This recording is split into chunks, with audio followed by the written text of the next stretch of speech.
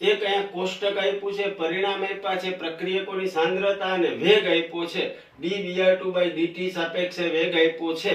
આવા દાખલા હોય ત્યારે મગજને થોડોક એક્ટિવ કરાય કે અહીંયા જોવા જાવ તો dBr2/dt નો વેગ છે એમાં કાંઈ ફેરફાર થતો નથી. જુઓ તો તમે A ની સાંદ્રતા નથી, એસિટોનની સાંદ્રતા નથી બદલાતી, H+D નથી બદલાતી, Br2 ની સાંદ્રતા બદલાવા છતાં વેગમાં ફેરફાર નથી થતો. એટલે Br2 ની સાપેક્ષે પ્રક્રિયા છે એ 0 ક્રમની હોય.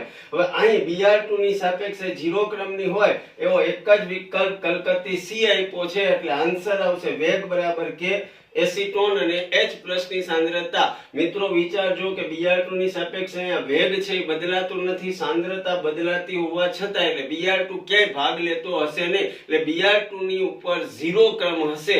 એટલે Br2 3 માં છે, 1 માં જ નથી. એનો મતલબ C વિકલ્પ જવાબ હશે.